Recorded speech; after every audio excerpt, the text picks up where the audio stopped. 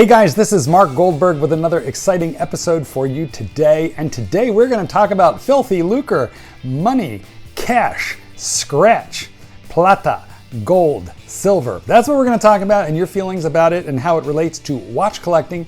But before we move into the meat and potatoes and the ribeye steak of this one, let's go ahead and get the quick fist watch check out of the way. And here it is.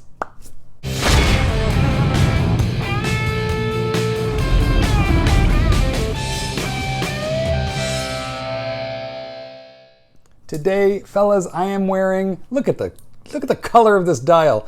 Okay, I like it a little bit loose and sloppy, but that is a Seiko Sawtooth. But now, let's go ahead and get into the topic at hand. Well, fellows, increasingly, I am taking video ideas right out of my comments section, so I will surely appreciate it if you make a comment about this video, and hey, feel free to give me video suggestion ideas. Also, go ahead and like and subscribe. It helps me ginormously. I sure appreciate the thumbs up kind of a thing, and if you're not subscribing, do it now. Okay, the comment that I'm going to respond to in the subject of this video is from Dave Vasquez, and Dave says, if you have to save for a watch, you can't afford it. Should I rent for 60 years or be homeless for 60 years and then just buy a mansion? Same price. Well, Dave's analogy, I think, is a little questionable, the rent or buy. You know, I think the analogy is very questionable. But if we go to the very first sentence and we analyze that one, that's where the real conundrum, the real philosophical question lies. If you have to save for a watch, you can't afford it. Now that's Dave's opinion. To be very frank, it's not mine. I want to talk about that a little bit with you now, but tell me what you think in the comments on this or any other topic that might be of interest to the world of watch collecting. So, I kind of get where Dave is coming from. And so let me be as supportive to Mr. David Vasquez as I can right off the bat. There are a lot of people who do silly things in order to get a watch collection built, or even in order to buy one luxury watch. I mean, you know, you watch all these so-called YouTube experts such as myself, and before you know it, you've got the itch and you think you gotta do this thing. You've jumped down the rabbit hole of horology and watch collecting, and YouTube can be a dangerous place. But trust me, you know, we are a very diverse group, the YouTubers, and we are not all well. As far as money goes, well, heck, there are a lot of people who have to plan very carefully in order to buy their first luxury watch. And luxury, what is luxury to you may be very different than what is luxury to me. In my personal opinion, I think that Rolex is a luxury brand.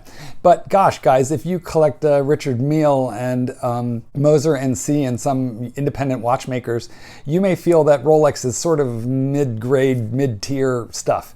So I think beauty and economics and luxury are in the eye of the beholder. There's nothing wrong with having to save for a watch, Dave. I respectfully disagree. Now, certainly some people find themselves in the enviable position of being able to scrape up, you know, $20,000 or $30,000 out of the couch cushion. It's discretionary money. They're not going to miss it, and they can throw it into a watch and not think twice. Frankly, these are the people who, by and large, I think are buying the Panda Daytonas at $35,000 to $38,000 right now. People who aren't going to be concerned about with the value of that watch, what it's going to cost now versus what it's going to cost later. These are the people who fly first class, not on points, but just on cash. Well, I'll tell you what, guys, if I ever fly business class, you best believe it is on miles, you know, from my credit card, that kind of thing. So I'm kind of in the middle ground on this one. And here's what I mean by that. I have discretionary funds, but I buy very carefully so that whatever I buy ideally will hold its value if it's in the $5,000 and up range. You know, if it's a $400 or $500 watch like this one, then I tend to not think twice. That being said, boy, you know what? There are plenty of people where $400 is half a week's salary or even a greater percentage. And if they want to buy something like this, they've got a scrimp, save plan. You know, maybe you're raising a bunch of kids. Maybe you're just getting out of an evil divorce. Maybe you're saving up to buy the engagement ring leading up to the divorce. You know, whatever it is, guys.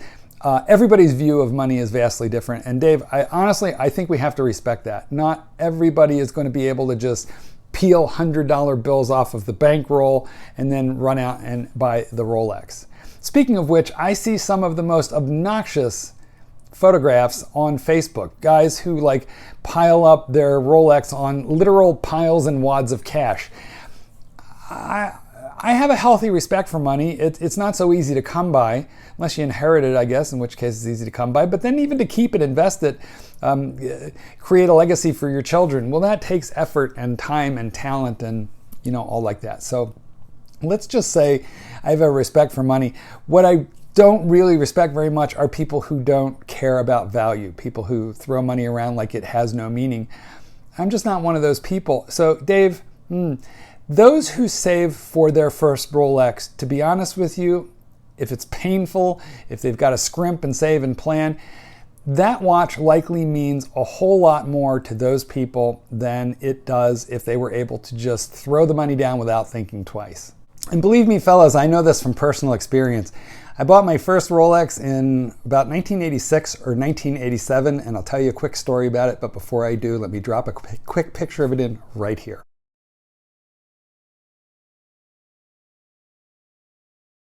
That little watch, my little 34 millimeter date, I'm trying to remember what it cost me in 1986, but I want to say it was $2,000 to $2,500, and it hurt to spend that money. It was scary to spend that money. Believe it or not, that little Jubilee two-tone bracelet with the fluted gold edge was a very expensive and painful purchase. At the time, you could buy the Submariner for a little less than half the cost of that watch. But the watch I bought was the one that was in favor at the time among businessmen who had made it. And I was a mildly arrogant young Turk in my 30s at that time, early 30s. And I thought, well, I'm gonna have one of these. I've made it in business. Silly me. But I treasured that watch, and honestly, I still do. I don't wear it often now because I have come to prefer sports watches, especially dive watches with the little fidgety bezel, right? But let me tell you something. That little date, I wore it every single day, no matter what I did or where I went for 12, 14 years. If I was planting trees and bushes, it was, I was elbows deep with that watch in peat moss and cow manure. Wherever I went, that watch went. Never even thought about servicing it until maybe 15 years later. It looked at me a little funny and said, I think I'm gonna quit working for a while now. You didn't service me. So I threw it in a drawer and I didn't even pull it out for about 10 years more, at which point I sent it off for a service and it came back $600 later, brand spanking new. So let me tell you what, guys. If you have to save for a Rolex, I'm on your side. If you have to save for an expensive G-Shock, to you $350 might be like a lot of money to spend all at once. I have sympathy for this, and I'm on your side. I guess here's my wrap-up position on this thing. Don't hurt yourself in watches. Okay, that's very important. Don't hurt yourself. And here's what I mean by that. I understand and I share the desire that many of you have to buy watches that will hold their value. But over and over and over again, people ask me, is this watch a good investment? And let me tell you what, fellas, there is no watch that is a good investment. It's a little bit like Bitcoin. Buy it for fun, so that you can ride the roller coaster ride. Whee, look at me. Don't buy it to try and make money. At the most, you should be buying it with the idea that ideally you'll get back 80% of your money, or maybe 110% of your money, but it's going to be somewhere in that range. It's very easy to lose money on Rolex. And I guess I could make an entire video on how to lose money on Rolex. But trust me, all these yutzes telling you, it's easy, you can't lose. Yes, you can. It's very easy to lose money on watches, including on Rolex. It's just hard to lose all your money on Rolex unless you're foolish and you fall for a scam. So many videos that I need to make about these issues. But fellas, don't hurt yourself on watches. Enjoy them. If you have to save up for a watch, whether it's a $500 watch or a $15,000 watch, that's fine. I think saving for a watch gives you all the more pleasure when you finally achieve it. I'll tell you what, a lot of years has passed since I bought that little 34 millimeter date, but I still have it. Other watches which cost many times the money that one did, I have bought and sold and flipped and never thought about again.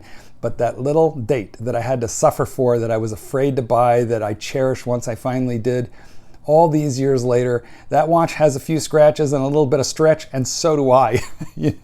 I'm a lot older and wrinklier than I was then. But that watch and I have gone through a lot of life together. If you have to save up money for a watch, I think you're just fine. Hey, here's my concluding statement. Dave, where you and I probably would have mutual agreement, mutual ground is, if you have to charge a watch, you shouldn't buy it. And I definitely feel like you should not be putting a watch on revolving credit. That's for sure.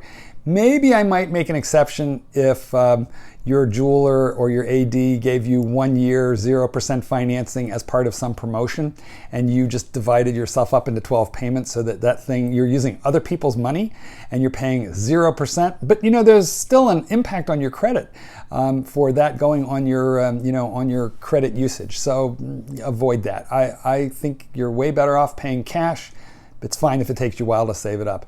Tell me in the comments, what do you think? Do you share my opinion, or do you share Dave Vasquez's? Dave, thanks for the comment. Gave me something to talk about.